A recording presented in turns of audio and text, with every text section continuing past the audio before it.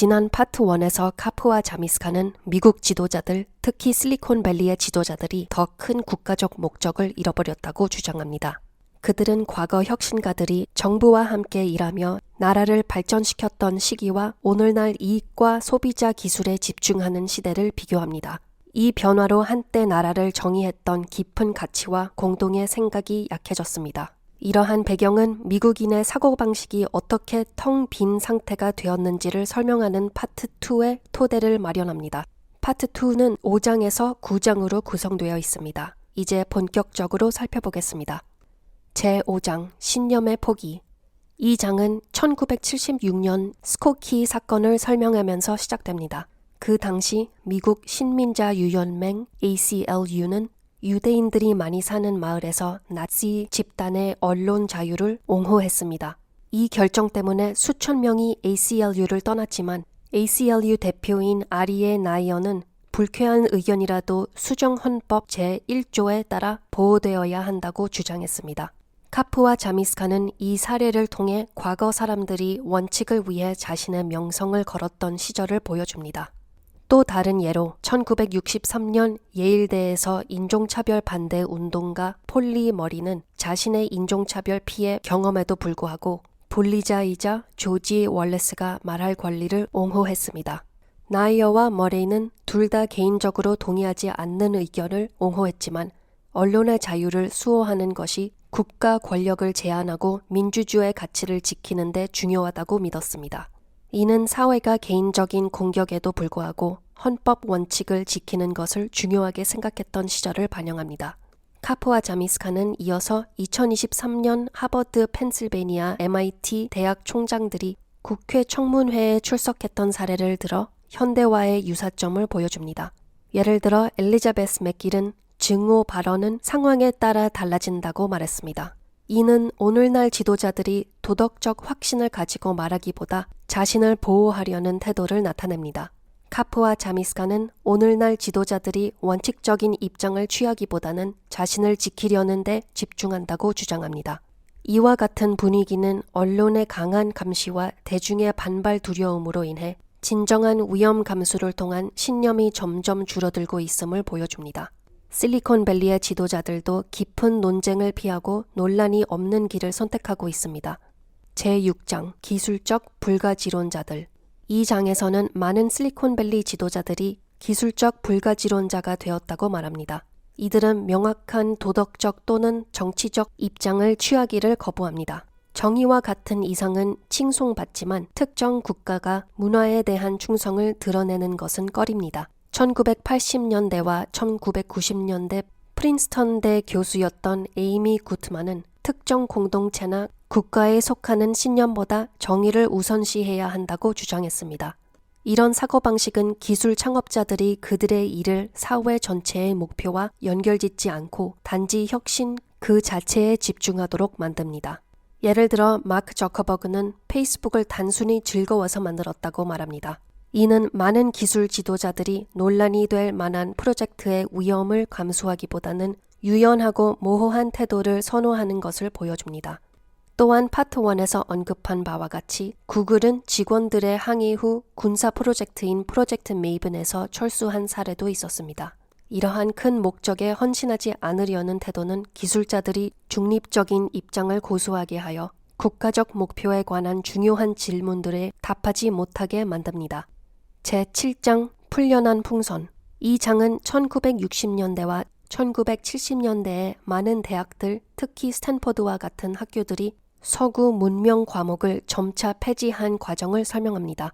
전통적으로 이 과목들은 플레이토, 단테, 막스 등 유명 인물들의 사상을 가르쳐 학생들이 서구의 역사와 국가의 통합에 대해 배우게 했습니다. 그러나 이 과목의 비평가들은 왜 일부 인물들만 포함되고 다른 인물들은 배제되는지, 그리고 서구 문화가 다양한 인물들로 이루어져 있음을 주장하며 이 과목이 구시대적이라고 말했습니다. 결국 이러한 교육 과정은 더 다양한 관점을 반영하는 방향으로 개편되었습니다. 공통의 서구 내러티브를 버리면서 학교들은 사실상 미국 정체성의 풍선을 풀어버렸습니다. 공유된 역사적 기반이 사라지자 학생들은 자신을 불명한 목표를 가진 나라의 구성원이라기보다는 세계 시민으로 보게 되었습니다. 이러한 변화는 실리콘밸리에도 영향을 미쳐 지도자들이 더 이상 국가적 이익을 강하게 지지할 의무감을 느끼지 않게 만들었습니다. 대신 개인적 성취나 소비자 중심의 업적에 집중하게 된 것입니다. 통합된 역사 이야기와 공동의 가치가 약해지면서 국가적 도전을 해결할 힘도 줄어들었습니다. 이 교육 개혁은 오늘날 기술 산업의 우선순위에 간접적인 영향을 미치고 있습니다. 제8장 결함 있는 시스템. 이 장에서는 교육 개혁으로 인해 학생들의 국가 정체성이 약해진 것과 더불어 1960년대와 70년대에서 정부에 대한 깊은 불신이 생겨났다고 설명합니다.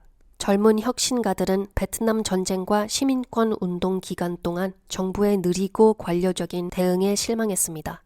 이들은 기술을 통해 제도적 제약에서 벗어나 개인의 힘을 키울 수 있다고 믿게 되었습니다. 예를 들어 리 펠준슈타인과 홈브루 컴퓨터 클럽은 개인용 컴퓨터가 개인의 자립을 도울 도구라고 주장했습니다. 이러한 반정부 감정은 애플의 1984년 상징적인 광고에 잘 나타납니다. 광고는 거대한 억압 체제에 맞서 싸우는 작업 혁신적 컴퓨터를 묘사합니다. 매킨토시와 같은 제품은 개인에게 힘을 주기 위해 설계되었지만 동시에 큰 정부가 비효율적이고 신뢰할 수 없다는 믿음을 강화했습니다. 실리콘밸리가 성장하면서 이러한 태도는 정부나 국방 분야에 참여하기보다는 소비자 중심의 프로젝트를 선호하는 방향으로 바뀌었습니다. 오늘날에도 많은 기술 회사들이 빠른 시장 수익을 약속하는 사업에 집중하며 인프라나 보안과 같은 중요한 문제에는 소극적입니다. 정부와의 협력이 단순한 사업 결정이 아니라 문화적 문제라는 점을 강조합니다. 한때 혁신을 이끈 정신이 지금은 독립과 이익을 중시하게 되어 시스템 자체의 결함이 있다고 볼 수 있습니다. 제9장 장난감 나라의 가치다. 파트 2의 마지막 장에서 카프와 자미스카는 실리콘밸리가 대규모 국가 프로젝트보다 소비자 제품에만 집중하는 점을 강하게 비판합니다. 닷컴 붐 시절 이토이스는 1990년대에 소비자 중심의 높은 수익을 노리며 활동했던 여러 회사 중 하나였습니다. 이토이스는 일상용품을 온라인으로 판매하는데 막대한 자원을 쏟았지만 방위나 인프라와 같은 중요한 필요를 해결하지 못했습니다. 이토이스는 한때 100억 달러의 시가총액과 최고 주가 85달러를 기록했으나 결국 9센트로 떨어지고 파산 신청을 하게 되었습니다. 이토이스와 같이 많은 회사들이 실패했지만 아마존, 구글, 페이스북과 같은 거대 기업들은 전 세계 시장을 장악하게 되었습니다. 또한 수많은 스타트업들이 차량 공유, 음식 배달, 소셜미디어 등 작은 소비자 문제를 해결하며 단기적 성공을 쫓고 있습니다. 카프와 자미스카는 진정으로 사회를 변화시킬 혁신적인 기술, 예를 들어 첨단 방위 시스템이나 새로운 인프라 솔루션은 어디에 있을까라는 질문을 던집니다. 소비자 기술은 수익성이 높지만 나라에 오래도록 긍정적인 영향을 주기 위한 깊이와 장기 비전은 부족합니다. 카프와 자미스카는 이런 소비자 시장에만 치우친 초점 때문에 미국이 취약해졌다고 우려합니다. 다른 나라들은 정부 지원 기술에 투자해 국가 안보를 강화하는 반면 실리콘밸리의 낮은 위험과 높은 수익을 선호하는 문화는 큰 혁신을 소홀히 할 수 있다고 경고합니다. 이 장은 국가 전체에 큰 혜택을 줄 수 있는 프로젝트로 다시 초점을 맞출 필요가 있음을 강조하며 마무리됩니다. 파트 2에서 제시된 카프의 생각은 왜 팔란티어가 대부분의 기술 회사와 다른 길을 걷는지를 보여줍니다. 많은 실리콘밸리 기업들이 소비자 제품에 집중하는 반면 팔란티어는 국방과 정보 분야에서 정부와 긴밀하게 협력합니다.